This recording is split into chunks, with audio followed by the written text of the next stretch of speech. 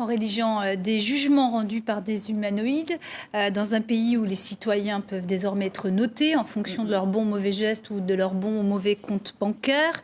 On appelle ça le crédit social. La Chine est vraiment le pays qui est en pointe de l'application, de la mise en application de l'intelligence artificielle.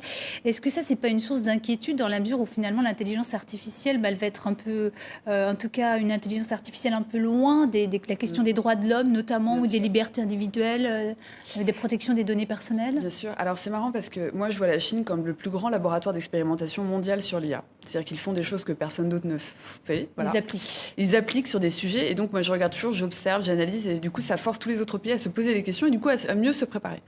Concernant la justice, moi je suis très, très dérangée par ça parce qu'il suffit de parler avec un juge pour comprendre que la justice n'est pas qu'un ensemble de textes, mais c'est aussi de l'interprétation, de la compréhension du cas, de l'histoire de la victime, de l'histoire de l'accusé, des choses comme ça. Et je conseille aux gens de lire Beccaria sur la hiérarchisation des peines pour juste comprendre en fait que la justice ne doit pas être systématique. Donc voilà, donc moi je trouve ça inquiétant dans le cas de la Chine, mais je pense pas que ça arrivera chez nous. Je pense au contraire ça va nous forcer à réfléchir à ça et ça veut pas dire ne pas du tout utiliser d'IA. Ça veut dire que si on l'utilise dans des cas précis et peut-être à des fins particulières. Voilà, très simplement. Je ne sais pas si les juges chinois lisent beaucoup Beccaria, mais c'est vrai que ça correspond à un certain type de justice dans un pays autoritaire et effectivement, on peut peut-être remplacer par un robot. Les citoyens acceptent très bien l'intelligence artificielle. C'est très intéressant ce que vous dites parce que je pense que ça reflète quelque part peut-être la justice qui était déjà présente de cette façon dans ce pays. C'est très intéressant. Donc ce serait culturel en fait. Mais justement, au fond, de voir que la Chine est un laboratoire et que l'intelligence artificielle soit en test grandeur nature dans un pays qui est une dictature, est-ce que c'est pas inquiétant pour la généralisation de l'intelligence artificielle ailleurs? Vous avez raison, c'est inquiétant, mais encore une fois, je ne pense pas que ça va traverser la frontière. J'en suis vraiment. Après, c'est qu'est-ce que ces pays vont faire de ces technologies, qu'est-ce qu'ils vont en tirer.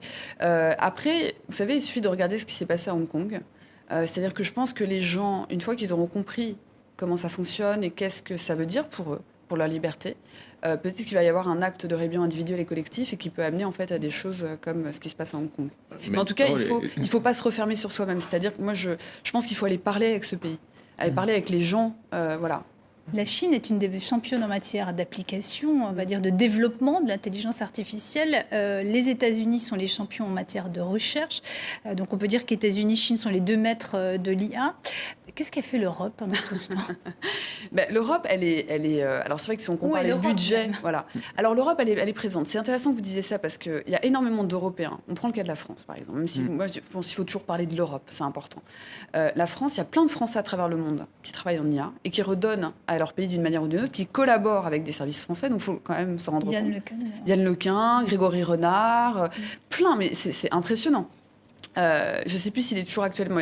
Par exemple, l'ancien directeur du département de sciences informatiques de Carnegie Mellon en Pennsylvanie, qui est le plus gros département de sciences informatiques des États-Unis, est français. Voilà, la France est présente à travers le monde et elle redonne à la France. Cela étant dit, c'est vrai que les budgets ne sont pas les mêmes. Et ça, c'est un gros point d'interrogation. Voilà. Et aussi, un point important. Alors, la France n'est L'Europe, moi, je ne suis pas pessimiste. C'est-à-dire que l'Europe, elle a des choses à faire, que ce soit dans la recherche, mais aussi dans la réflexion autour de l'applicabilité de ces outils. Et le RGPD en est un exemple. Et la preuve, c'est que les États-Unis regardent le RGPD, se posent des questions. Moi, j'étais à Bloomberg quand le RGPD était en réflexion et on se préparait à Bloomberg à avoir le RGPD parce que vu qu'on travaillait sur le territoire européen aussi, on devait avoir des outils qui étaient en conformité avec le RGPD. Donc, c'était assez passionnant. Et du coup, on réfléchissait en interne à savoir est-ce que c'est pas ça qu'il faut faire, en fait. Voilà. Donc, je pense que ça va bouger. Après, en termes de recherche, moi, le seul point qui me fait peut-être un petit peu peur, c'est les budgets. Voilà. On ne met pas assez d'argent. Et aussi, un point, j'en avais parlé récemment dans un article dans Le Point, c'est qu'aux États-Unis, vous avez des grandes fortunes qui donnent beaucoup d'argent dans la recherche pour l'IA. Par exemple, Chasman, qui est le PDG de Blackstone, qui avait donné 350 millions de dollars, je crois, au centre d'IA du MIT, qui récoltait en tout $1 milliard. On ne voit pas beaucoup de fortunes françaises mettre de l'argent dans l'IA, dans la recherche pour l'IA. Et ça, c'est une question que je me pose parce que pourquoi ? Et ce ne sont pas des personnes parce qu'elles donnent de l'argent pour plein d'autres choses, pour la médecine, et je pense qu'il y a peut-être un manque d'appréciation. Enfin, ils ne se rendent peut-être pas compte de l'impact de l'IA pour la société. C'est pas prestigieux non plus l'IA pour l'instant. Peut-être c'est peut-être une question de prestige. Je pense que je pense qu'il y a peut-être que nos grandes fortunes le voient sous un prisme déformant. Alors si elles écoutent aujourd'hui, je leur conseille d'aller mettre de l'argent dans la recherche pour l'IA parce que c'est un différenciateur économique et sociétal fort pour l'Europe. Et vous, à titre personnel, pourquoi être parti, vous installer aux États-Unis? Alors moi, je suis partie en 2009 après ma thèse, parce qu'en fait, c'est marrant parce que les gens disent beaucoup, oui, les gens partent à cause de l'argent. L'exode des chercheurs C'est pas vrai, français. on part pas à cause de l'argent, je peux vous l'assurer, on part en fait pour aller chercher une autre manière de travailler, ce qui était mon cas.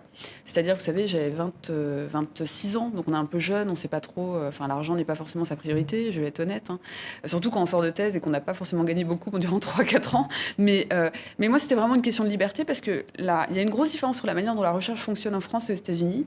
Il y a des inconvénients et des avantages des deux côtés, mais c'est vrai qu'aux États-Unis, il y a une liberté lorsqu'on est chercheur, que ce soit quand on est jeune chercheur, j'insiste sur jeune chercheur, sur les sujets sur lesquels on travaille, sur comment on organise notre équipe, sur l'argent qu'on gagne pour ces travaux de recherche. Il y a une grande liberté qu'on a peut-être moins en France. Moi, en tout cas, c'est ça qui m'a fait partir. Et pourquoi vous ne revenez pas ? Alors maintenant, je vis entre les deux pays. Voilà. Et je le dis d'autant plus parce que les gens parlent de fuite des cerveaux.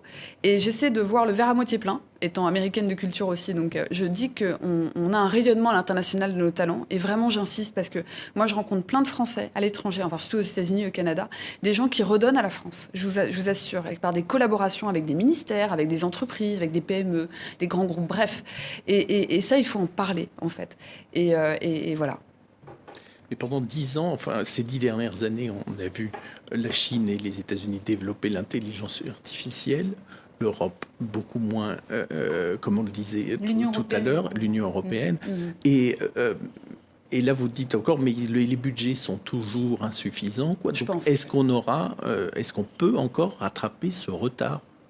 Moi, je pense que oui, parce que sinon, c'est triste de dire que c'est pas possible. Donc oui, moi, je pense que c'est possible, mais il va falloir peut-être diversifier les sources de financement. C'est pour ça que je pense aussi à des financements privés. Par exemple, moi, j'ai travaillé mes 2 premières années de recherche aux États-Unis, étaient financées la moitié par le Centre national de recherche américain, qui est l'équivalent de l'ANR chez nous, et l'autre moitié, c'était par un fonds privé de donateurs privés qui finançaient la recherche sur le cœur. Voilà, donc il faut encore davantage essayer d'attirer de l'argent aussi des fonds privés, des donateurs.